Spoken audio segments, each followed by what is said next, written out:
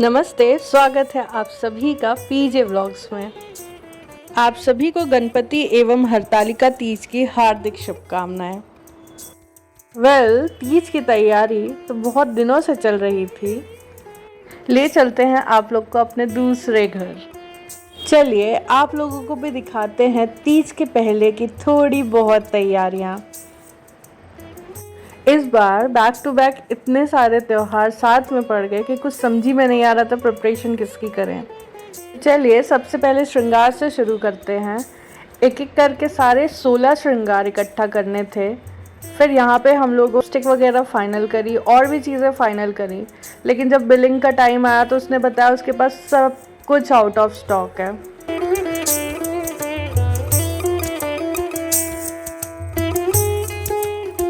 फिर हमने next outlet में ट्राई किया, वहाँ पे फिर से पसंद किया क्योंकि जो चीज़ें पसंद करी थी वो यहाँ पे भी नहीं थी। पता नहीं क्यों सारी चीज़ें आउट ऑफ स्टॉक थी। हो फाइनली कुछ चीज़ें मिल गया और उसका हमने बिलिंग कराया। बिलिंग कराने के बाद प्रोडक्ट्स को सारे कलेक्ट किया एक एक करके स्टोर से। विदाउट परमिशन हमने किसी का भी फेस कैप्चर नहीं किया। उन्होंने बोला कि आप कर सकते हो, लेकिन आई डोंट नो, थोड़ा सा ऑकवर्ड हो रहा था हमारे लिए। मे बी धीरे धीरे थोड़ी आदत पड़ जाएगी। यहाँ पे अपना 30% काम तो हो गया था, चीज़ें मिल गई जो जो चाहिए थी श्रृंगार से रिलेटेड। फिर हम चल दिए अपने नेक्स्ट डेस्टिनेशन की तरफ।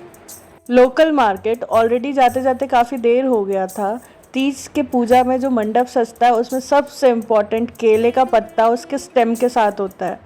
हमें सिर्फ इसी बात का डर था वो मिलेगा कि नहीं। चलिए देखते हैं। यहाँ पे एक बहुत स्वीट सी आंटी थी, इनके पास फाइनली मिल ही गया। हमारे खुशी का तो ठिकाना नहीं मिलता तो नेक्स्ट डे फिर जिस दिन फास्ट था उस दिन आना पड़ता। फिर क्या फटाफट से जितना भी पूजा का सामान यहाँ से चाहिए था वो पैक कराया। 5 तरह के फ्रूट्स चाहिए रहते थे, वो फ्रूट्स यहाँ से लिया। वे भी काफ़ी कुछ लेना बाकी है। तीज में बहुत सारी चीज़ें इकट्ठा करनी पड़ती है।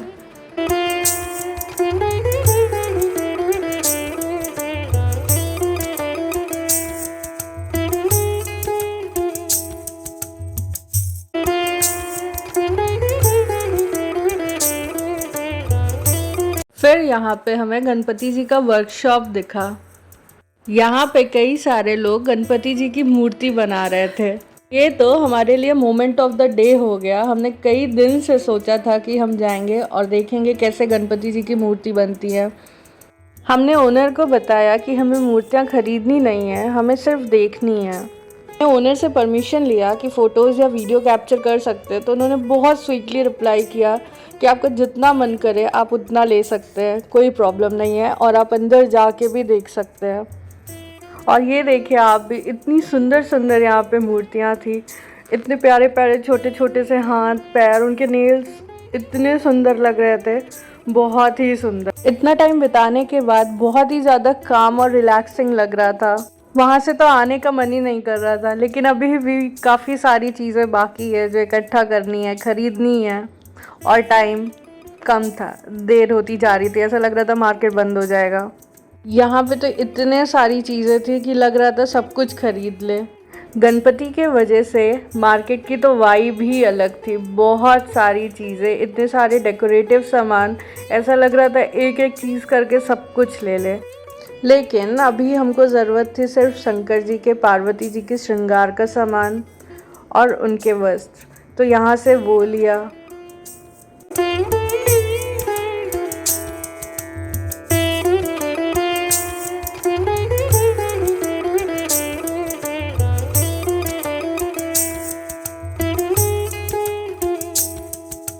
फिर उसके बाद लिया फूल, माला, बेलपत्र, बेल, धतूरा, गजरा। अच्छा हमको लगा नहीं था गजरा मिलेगा, ये एकदम इन्होंने अपनी शॉप बंद कर दी थी, लेकिन रिक्वेस्ट करने पर उन्होंने दे दिया। फिर नेक्स्ट डेस्टिनेशन था भगवान जी के मंडप को सजाने के लिए, फूल वगैरह लेने के लिए। यहाँ पे देखिए कितने सुंदर सुंदर गणपति जी के मंडप को इन लोग ने बनाया है, बहुत ही अच्छे लग रहे थे।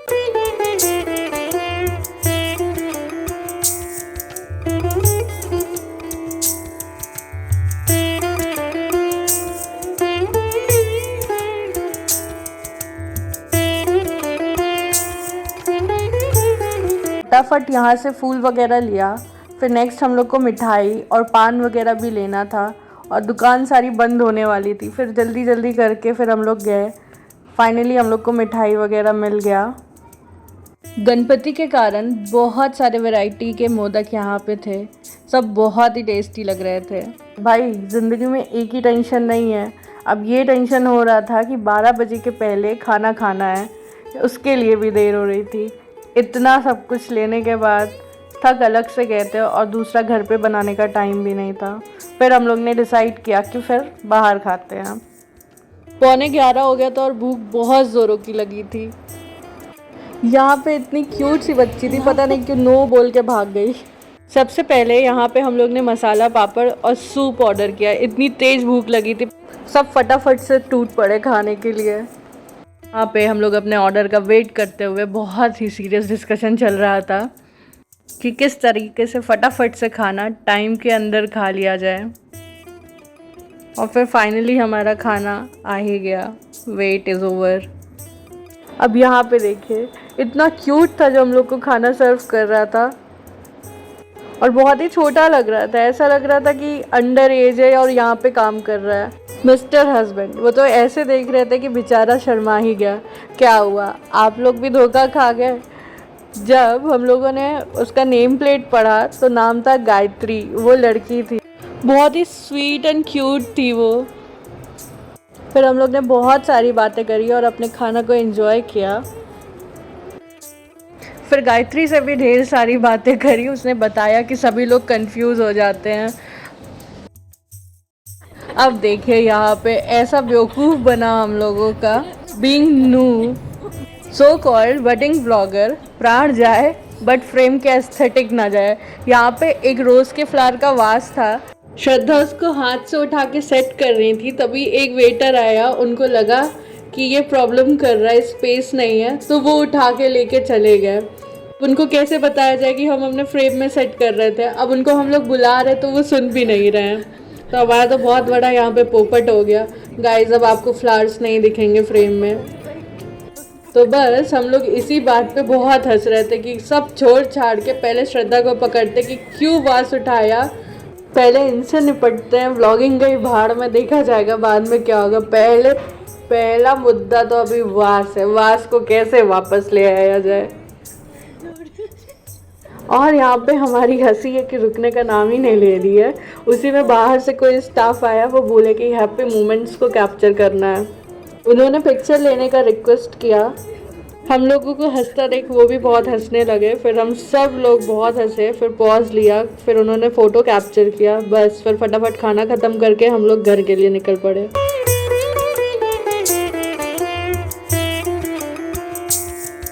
लाइफ में अभी बहुत ही भसड़ है। अभी हो रहा था 11:57 और हम लोग घर पहुँचे। फिर फटाफट जल्दी से पान वगैरह खाए, वो कंप्लीट किए। फिर उसके बाद अभी तो मेहंदी लगाना बाकी था। फिर हम लोग बात करते करते, हंसते हंसते, सारी चीज़ें को रिकॉल करते करते रात के 1:30 बजे बैठे मेहंदी लगाने। अब बात ये हुई कि हमने श्रद्धा के हाथों में पहले ही मेहंदी लगी हुई देखी थी। उन्होंने दोनों हाथ में खुद से लगाया था, बहुत अच्छा लगाया था। बीइंग डिमांडिव हमने उनको बोला कि हाथी बना दें। जो हाथी बनाने का सिलसिला शुरू हुआ कि ख़त्म ही नहीं हुआ। रात के 2:30-3 बज गए, पता ही नहीं चला। हाथी बनी नहीं रही थी। श्रद्धा ने बोला कि साल भर में तुम सारे जानवर बनाना सीख जाएंगे। उनके हिसाब से उन्होंने पगला हाथी बनाया है। हमें तो बहुत क्यूट लग रहा था। आप कमेंट करके बता सकते हैं कि क्यूट लग रहा था या फिर पगला था। उन्होंने बोला सुबह तक वो सरेक हो जाएगा।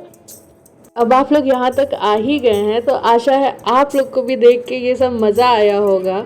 अपने जीवन का थोड़ा सा समय हमें देने के लिए बहुत बहुत धन्यवाद। मिलते हैं नेक्स्ट टाइम, तब तक के लिए बाय बाय।